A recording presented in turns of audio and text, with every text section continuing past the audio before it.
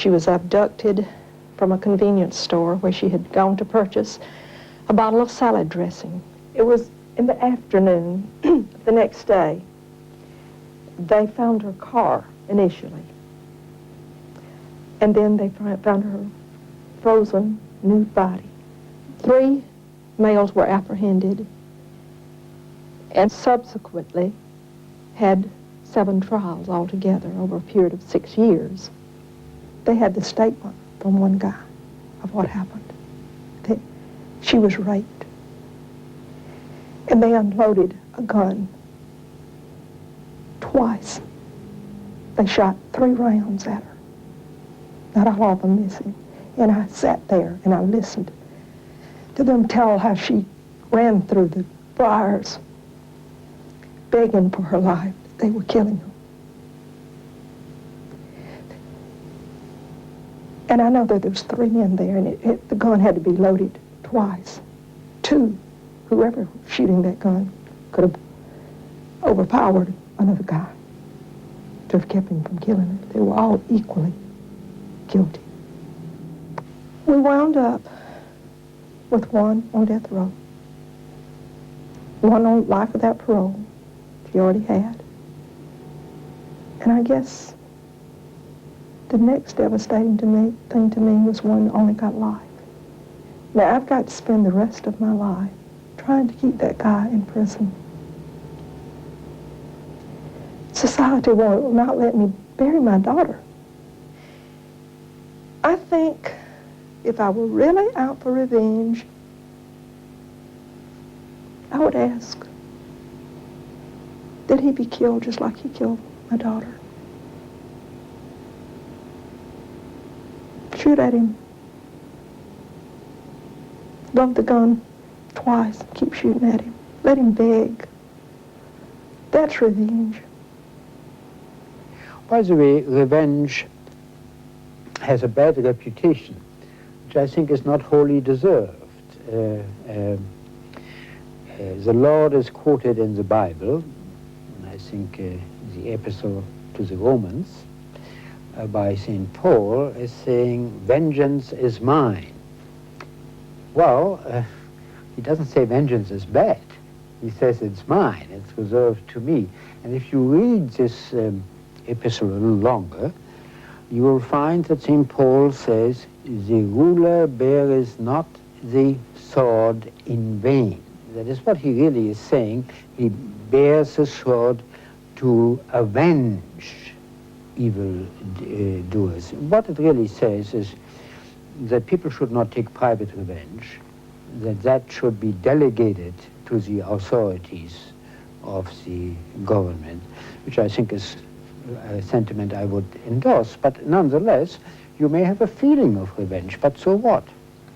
I don't think it matters. What matters is the death penalty justified? Did what this man did justify executing him?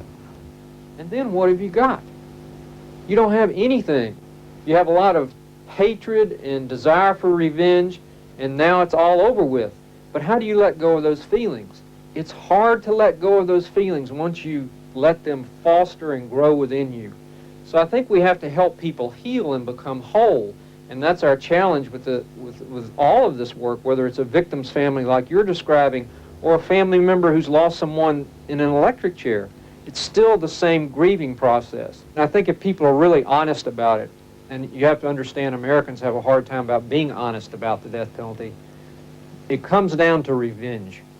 It's, by God, I want this person to die because this person killed somebody. And it's that kind of gut-level desire to see revenge. It has nothing to do with justice. It's not administered fairly. All sorts of racial and economic discrimination that we can talk about. But when you really get down to the bottom line, it's a question of revenge, absolute revenge. Capital punishment, is it a good idea or a bad idea? I think it's a good idea myself. Why? Well, people that dethrones God in their respect, I don't think they have the desire to live in society anymore. If nobody else in the state of Florida would push the button, could you do it? Yes, I believe I could. I think it's good. Why?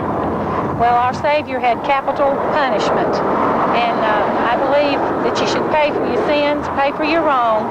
I know God's just to forgive, but if you just directly go out and do something wrong, I think you should be punished for it. Very good. Why? Because it's needed. That's the only thing that will stop crime in this country. If nobody else... It has to be quickly enforced. What about the Christian belief in forgiveness? Is that a contradiction, do you think? No, that's not. And if nobody else in the state of Florida could push the button, would you do it? Yes. You have no problem with that? None whatsoever. You take a life, I think they should do it. You don't find any problem with that Christians should forgive? You don't think that's a contradiction? Yes, I believe in forgiving, I sure do, but I still believe in capital punishment. We have too many in the prison right today that prisons are too full.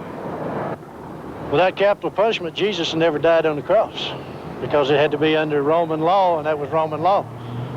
Without his dying, shedding his blood, we had no remission of sin. All the major religious denominations in this country who have a position on the death penalty are opposed to it. If you go out to the local church or synagogue and talk to people, they are for the death penalty. Most of the people in this country are, I think, for the death penalty. So what you see in the religious community is a real failure to lead. There's a real failure to educate. It's a real failure to bring the people along to where the leadership is. But let's face facts, the church is a social and political entity, and the death penalty is popular. So if you're a preacher every Sunday up in that pulpit, it's hard for you to get up there and say and preach what you know is the Christian message on this, which is you shouldn't believe in the death penalty. Because these people out here are paying your salary and taking care of you and your family. So there's a real dynamic there that's very, very tough. I mean, the church is an institution like any other institution and wants to preserve itself. So in some instances, like the death penalty, you'll find it not preaching that kind of radical message of the gospel because it doesn't want to cause trouble for itself. 36 van de 50 Amerikaanse staten kennen de doodstraf sinds die in 1976 opnieuw werd ingevoerd. In die 15 jaar werden 124 veroordeelden terechtgesteld. In de dodencellen wachten 2400 mensen op hun executie. In Florida, there's a door at the back of the death chamber, and the electric chair sits in the center of the death chamber. And Willie was brought through that door at 7:01 a.m. in the morning on Wednesday, March the 15th.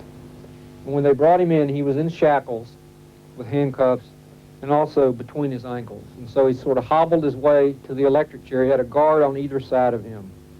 They then took him and sat him into that electric chair. And in Florida, the electric chair is raised off the ground a little bit. And so it's kind of like seeing someone up on a throne. So they put him in that chair and pushed his shoulders back to be sure his shoulders were up against the chair. And then they began the process of strapping him in after they unshackled him. And they strapped in the arms, and then they strapped in the legs, both legs, so that he was totally strapped into that electric chair. And Willie, at that point, was looking at those of us in the witness room, and he was trying to find me because the arrangement was I would be there for him and we could make eye contact. We think it's very important for the person who's about to be killed to have someone who cares for that person in the witness room, so there's someone who loves them and they can focus on. And I was that person for Willie. And we made eye contact, and he nodded to let me know he had seen me. And as they strapped him in, he smiled. And then they took his chin and shoved his neck back against the chair. And that's so that they could put the chin strap on him and fasten the headpiece on his head. And that hurt. You could see the expression of pain in his face, and he winced. And he looked at me after that just to let me know that he was okay, and just lifted his left hand like that to say, "I'm okay." And then he winked. And by that time, they'd finished fixing him in the chair and had him strapped in and were ready to throw the current. And they put a black veil over his face. At that point, he waved goodbye to me, and they killed him.